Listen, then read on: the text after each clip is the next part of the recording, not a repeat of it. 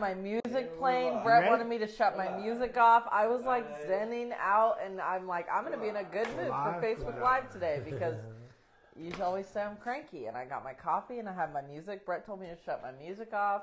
You irritated me. Do you know we're on Facebook Live? Good morning, everyone.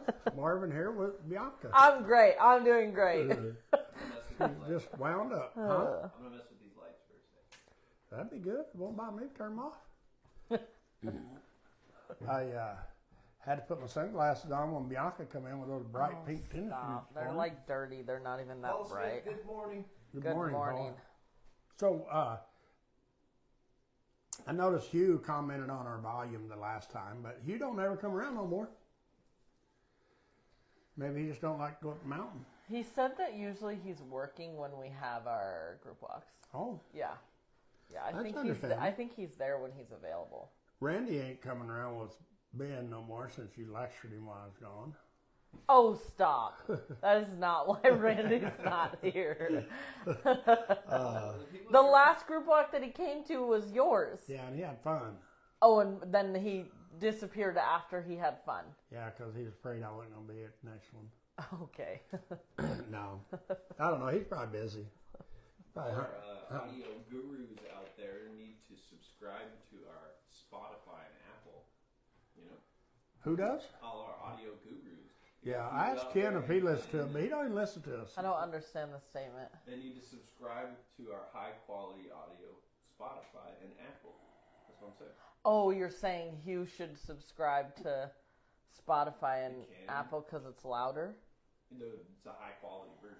Oh, and but we're going to get full audio version. We're going to get high quality on Facebook Live somehow. Yeah. As soon as we keep trying new stuff. There's got to be somebody out there who could just say, "Hey, do this," you know. We're going to give Marvin voice projecting lessons. Yep. I think I'm doing fine now. If the audio of us good, I think we'll be good. I'm not like Bianca sitting here rocking in a chair that ain't a rocking chair. Well, one day it's going to be one day it's going to be live Brett on Facebook. She's going to be doing this, and then she's just going to disappear. Her chair's going to just go. The chair's falling apart already. I literally, I get my leg sliced every time. I was told her Facebook Live is a hazard for me. This bolt scratches my leg every time. I was told there were 4 legs on a chair so they could sit on them, but mine's sitting flat. Yeah, but my feet have no place to go. So let's talk about some dogs. We've been working with some pretty complicated dogs here lately. Blue and Blaze. Mm-hmm. They've been dog fighting for a while now. And we've had a lot of dogs. Dogs that dogfight is not unusual for us. We get that a lot, and we keep them separate from the good puppies that don't have problems. But the dogs that dogfight is not unusual. Blaze and Blue had personal beef. They did. They had problems. And, yeah. But I still go back to so many times people have an older dog and they get a puppy, and the older dog schools on the puppy a little bit, and then the puppy grows up and decides it wants to be the pack leader. And for me, normally, my experience is it happens because there's not a human alpha in the pack that's leading all the dogs, you know. And I'm sure there's times when it's just going to happen. It doesn't matter. Excuse me, years ago, 25 years ago or 24 years ago, I had 2 brothers, litter mates, that they fought, and I never had dogs fight as bad as those dogs.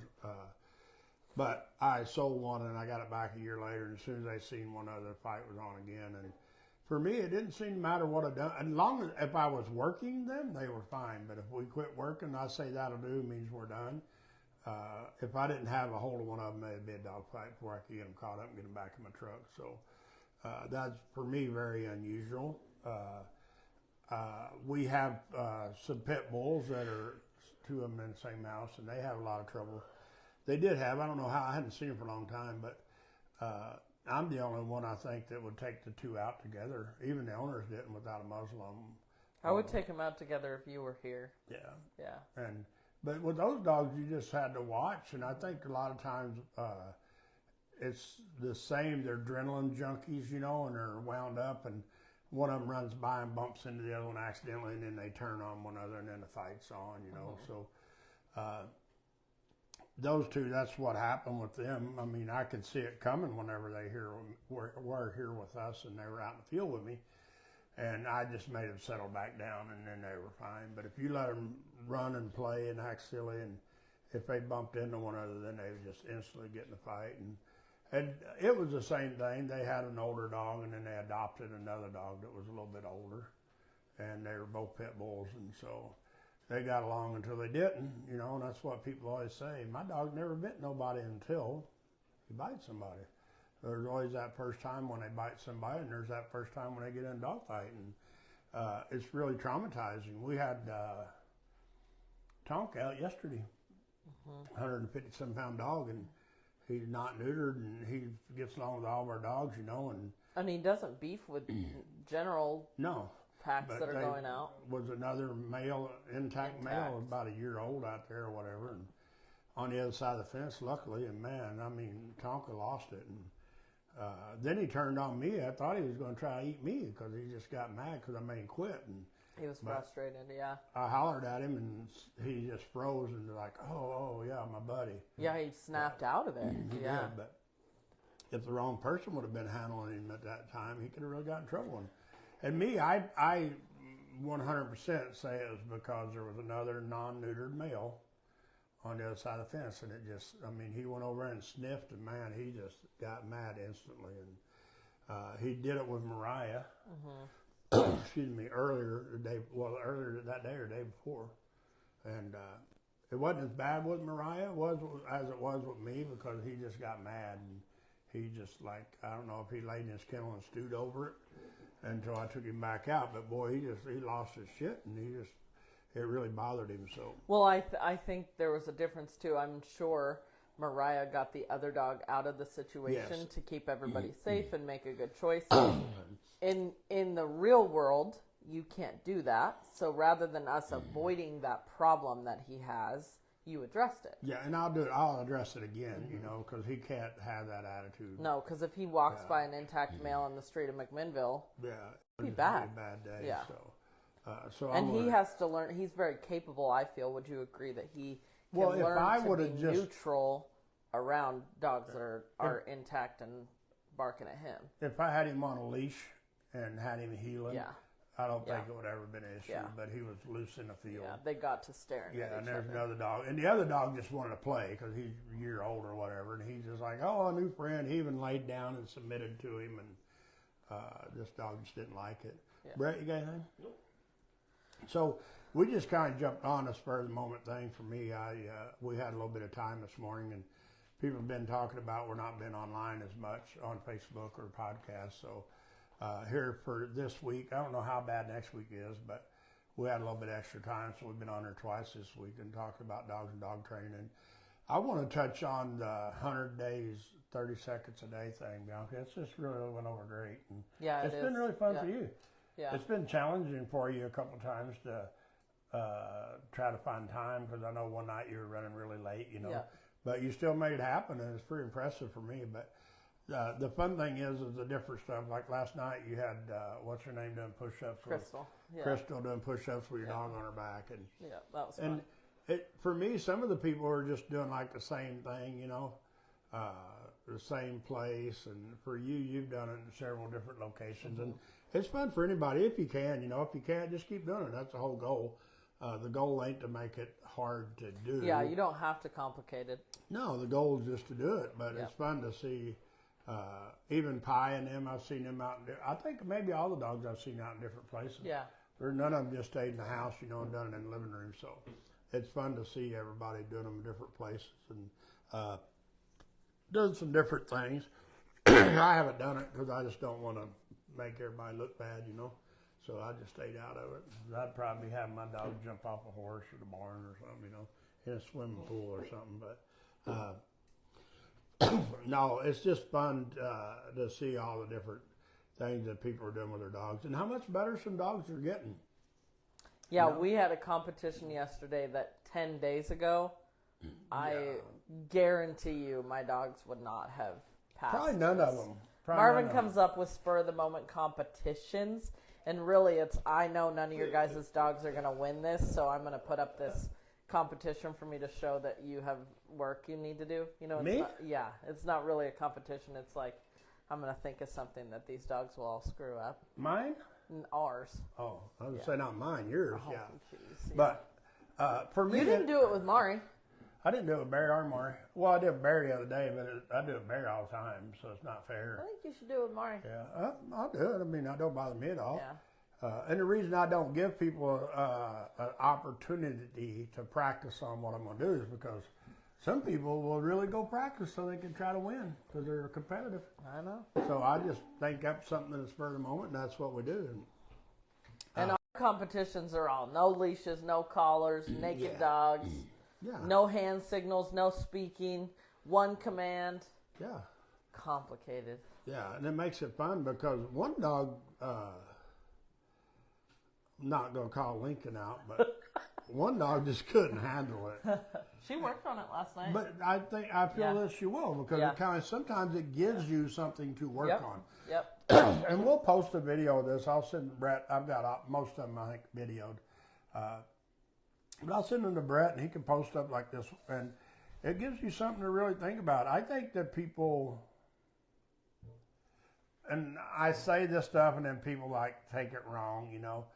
But I think that for like Bianca, you could go about anywhere with your dogs without an e-collar and control them, right? Yeah. Except maybe goats working. Yeah. But That's exactly what I was thinking. In the normal I world, could take Scout in a field with livestock off leash and he would. well, but I listen to mean, me, you could take him to town, you know. You can get out at Walmart and get your dog out and pet him and put him back up, you know. Yeah. And without e-collars. And I don't want people doing this, you know, until you've got to the point you can win, you know. But it's still, people ask, well, do I always have to wear my e-collar, put my e-collar on my dog? You should, you know. If you're worried about it, put it on there. I mean, to me, it's no different than me putting my boots on in the morning, my socks when I go outside. You know, they're my tools to walk on to keep them hurting my feet. None of our dogs wear them all the time, but we're always trying to tell people if that's what you're worried about, we need to address that. Yeah, but our dog collars are charged always, you know, except Bear.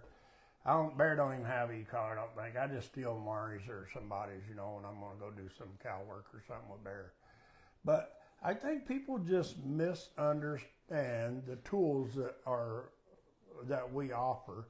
The pinch collar, the e-collar, you know, the placing your dogs, crating your dogs. And just the other day we had a client told us again how peaceful it is in their house now that they crate their dogs a lot. They're like, yeah, it's so nice. The house is so much cleaner. The dogs are so much more relaxed. Life in the house is relaxed.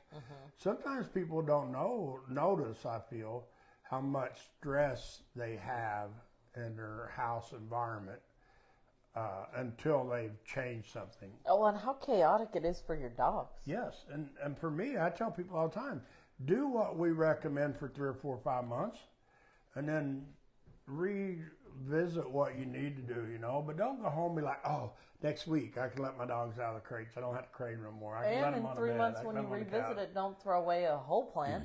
Yeah. Just for me, just start somewhere, you know. I mean, if you follow what we recommend, and for me, if you're worried about crating your dog so much, which most people are, get your dog out more and do some little bit of training on them, you know. Pet them a little bit and put them back up. I mean, until you get to the point where they don't have to be crated all the time. And for me, I know places that I would like to and I don't, but I know people's houses that I could go to, and you can see how much this pack of dogs do that I wouldn't allow my dogs to do, but they don't get in trouble.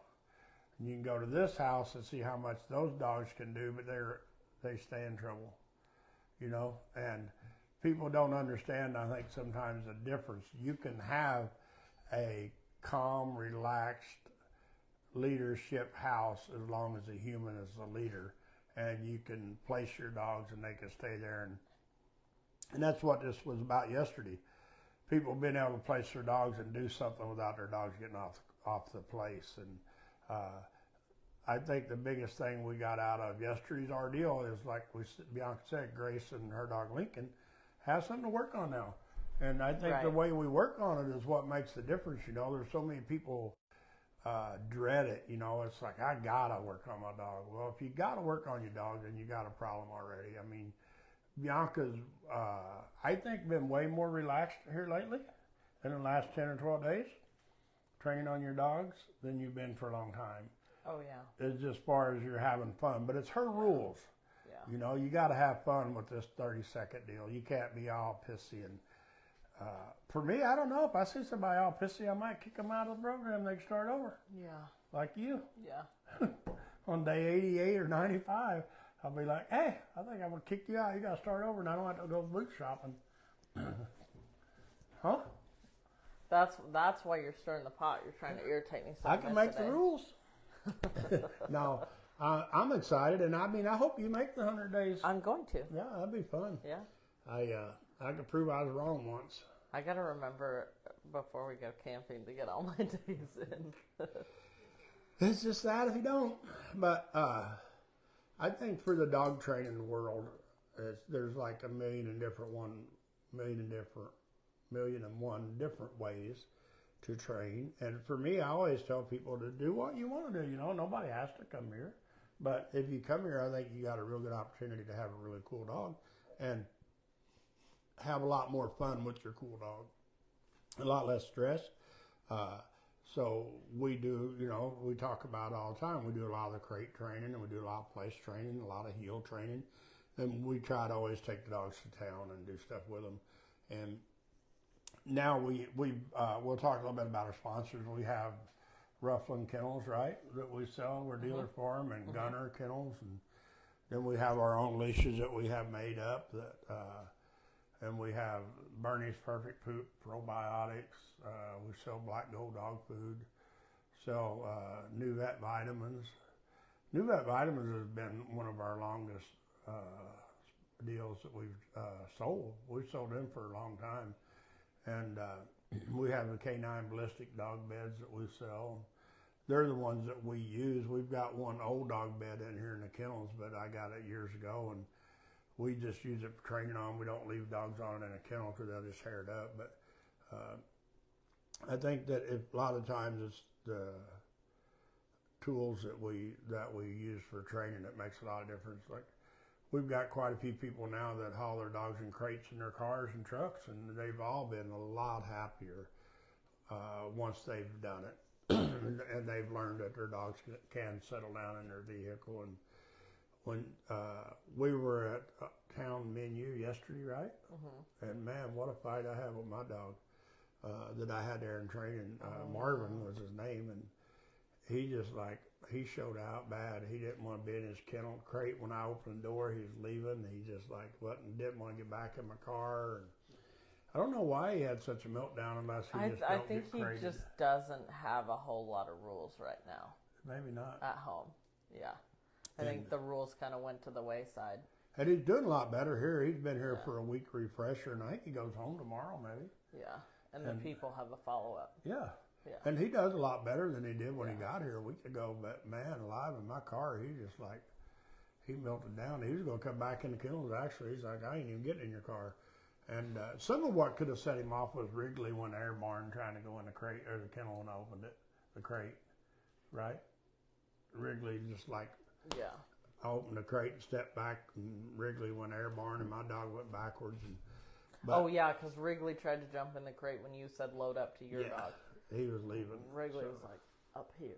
Yeah, almost. Whenever he did, he tried to load on top of the car.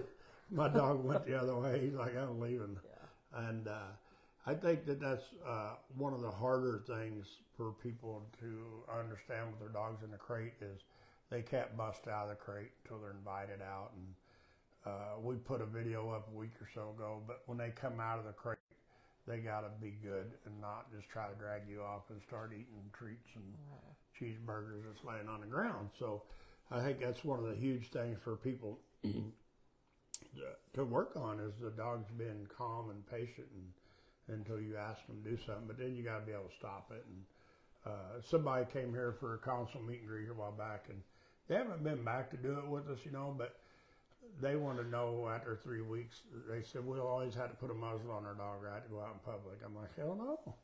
Not that dog, because it was a pretty nice dog, Right. a pup, young dog, you know, well, year and a half, 2 years old, whatever. But I think sometimes people lose confidence, I think, in their dog and their self with that dog, and that's really hard to redo. And you've lived that with your dog. I have, yeah. It's really hard to come out of. Yeah, and it's really hard to, but time helps, right? Yep. Time and consistency, training on your dog, and don't let your dog get the upper hand in the situation. Right. But by not getting the upper hand is you got to be the leader.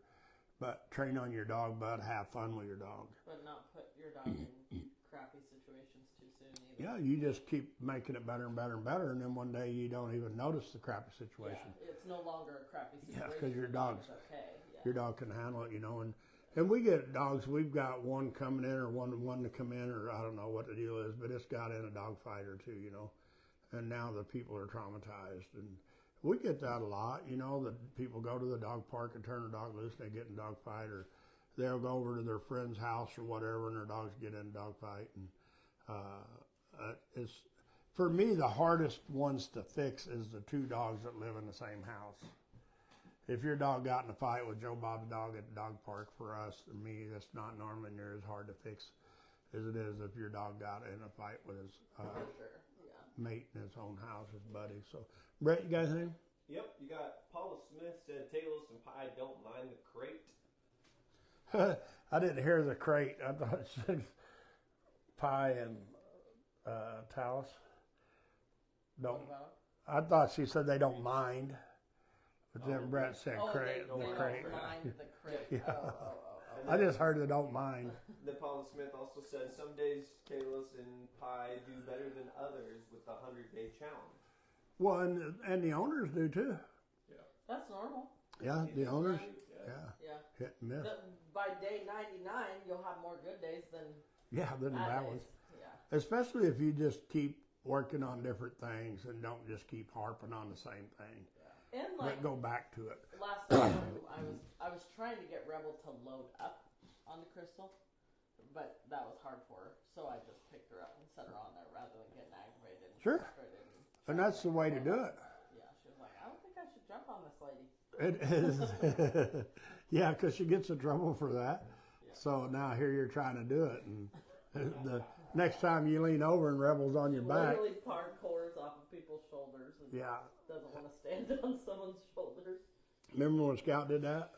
You taught him that trick? Yeah, I saw that video on my phone the other day. I'll never do that again. Yeah, Bianca taught Scout to what? Piggyback. Yeah, piggyback on her, and then he decided he wanted to piggyback anytime she leaned over or done something. So it's pretty fun. And the trick training with dogs, you know, for me is a lot of fun if you can control it. But if you can't control the trick, then it makes it a lot harder. I think it was really good for me that you taught me to not want to do the trick training so bad when everything else was still pretty messy.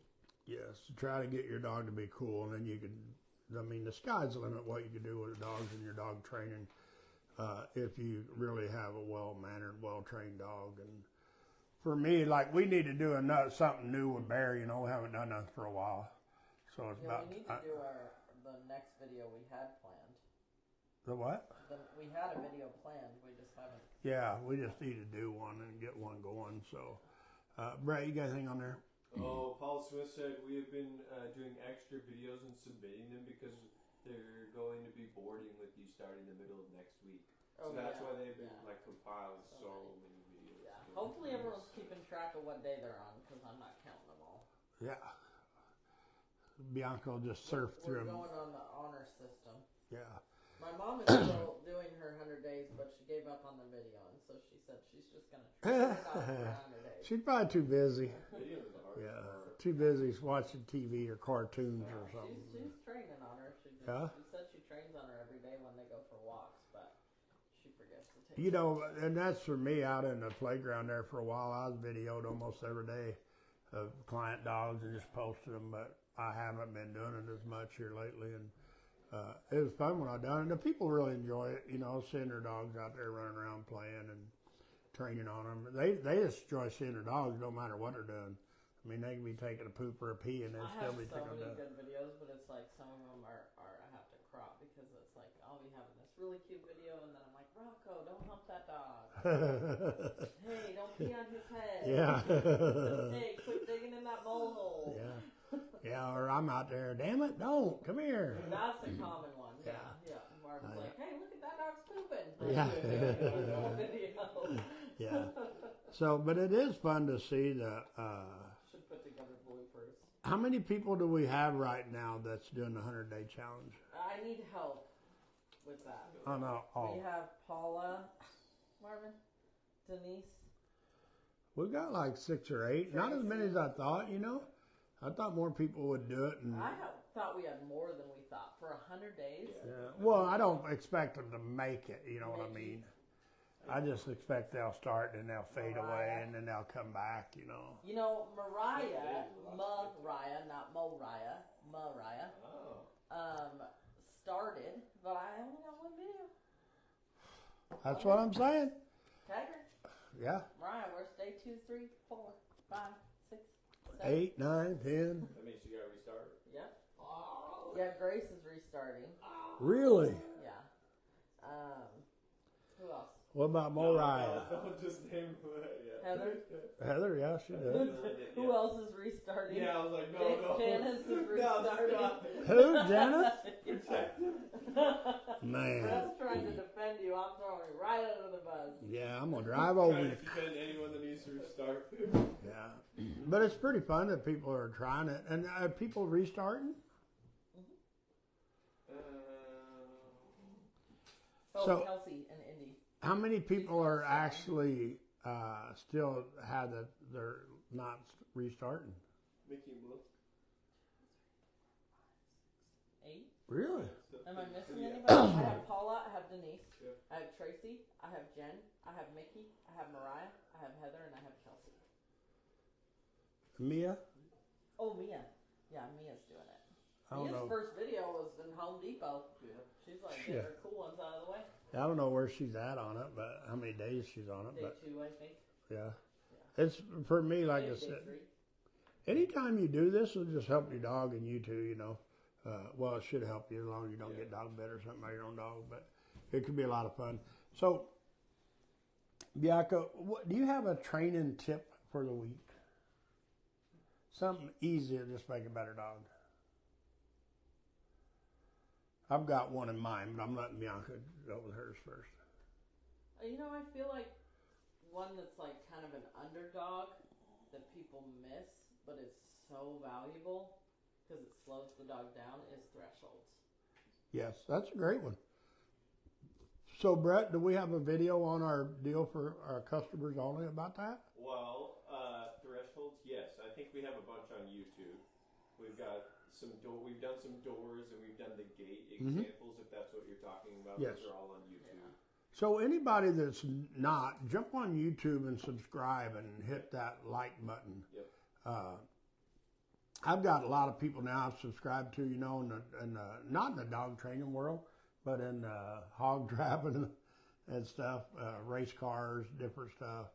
But I always forget to hit the like button, and I think that's really important that you do hit the like button, you know, the thumbs up button, right? Yep. So, and then the notifications, so you get notifications when we're on Facebook Live or we post something new, you know. Exactly. And follow us on Facebook, right? Yes, yes. And we're on podcast on Spotify and Apple, and we're on TikTok, Instagram. I mean, we're just everywhere on social media. But we put a lot of cool videos on there, and sometimes I feel that if people would do it, you know, you go there and see what we're doing, and you just kind of duplicate it, and you'll have a better dog.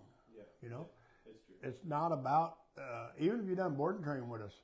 There's so many times that you just kind of slack off a little bit and don't realize it. And I think with the 100-day challenge, that's what's going to make a lot of people really realize that, hey, I haven't been doing this or I haven't been doing that. And I think the game we was playing in the barn yesterday will really make people either have some fun or do some serious cussing when they try to walk it that. would make people do some serious cussing. Because it was not easy challenge. I don't think people realize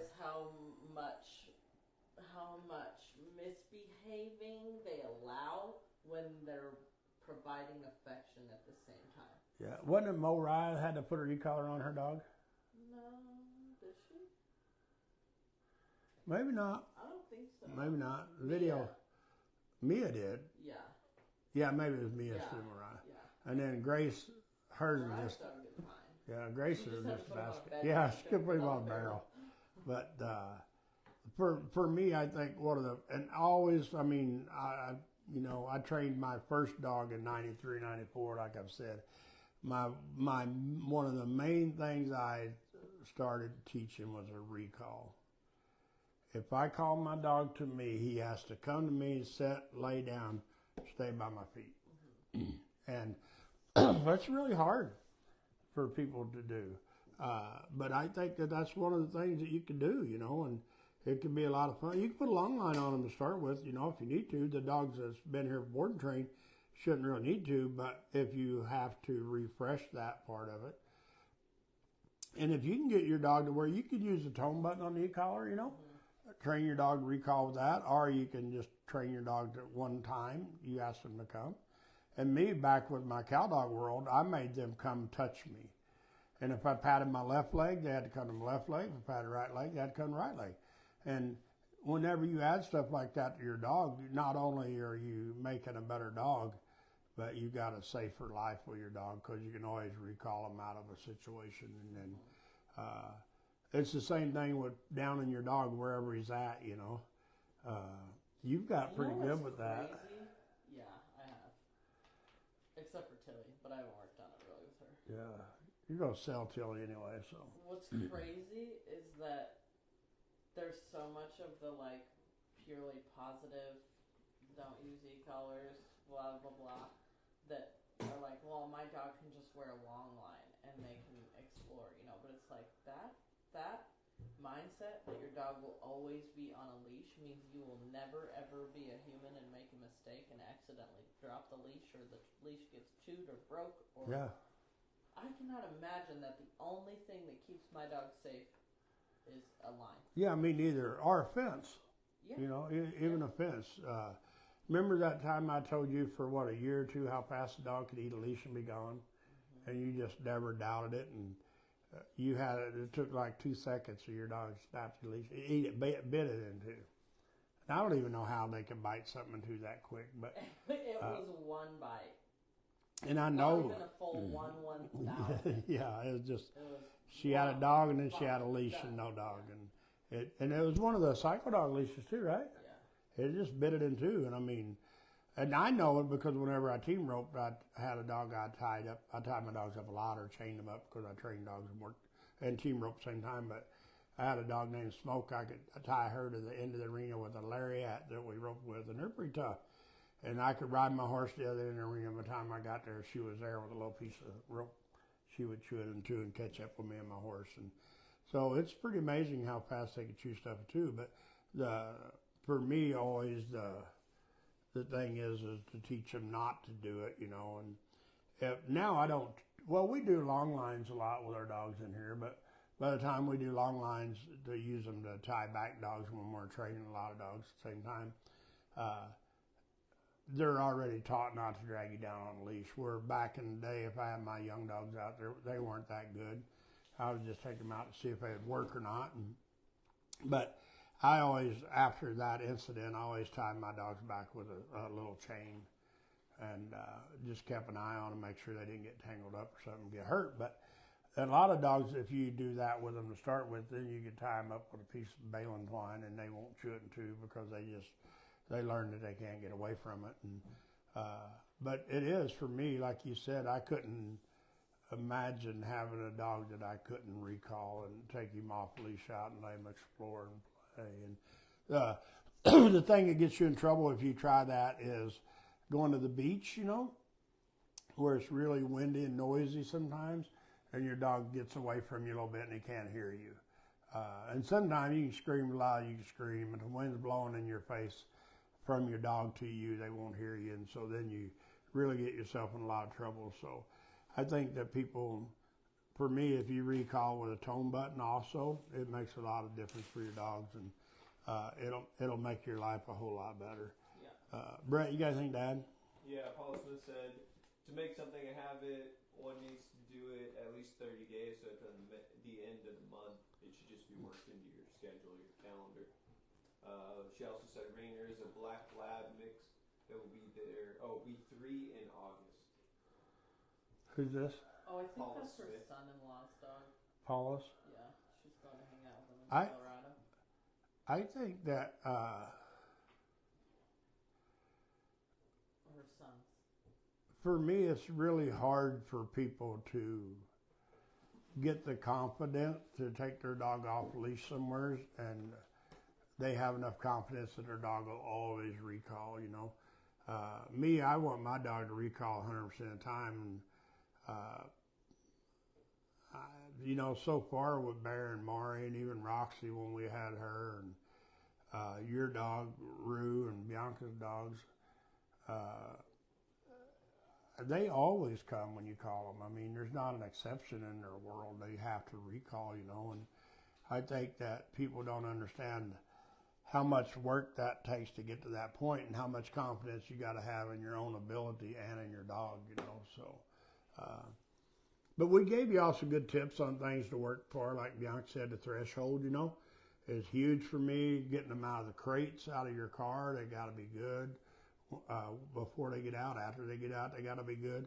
Work on the recall with your dogs, and we're going to play the game, the challenge, hunting the dogs to hunt you down. You know, you can practice that and cheat if you need to, you know, or you can just call it training your dogs to find you. And there's some dogs that come here already that are really good at that, you know, like Paula's dogs.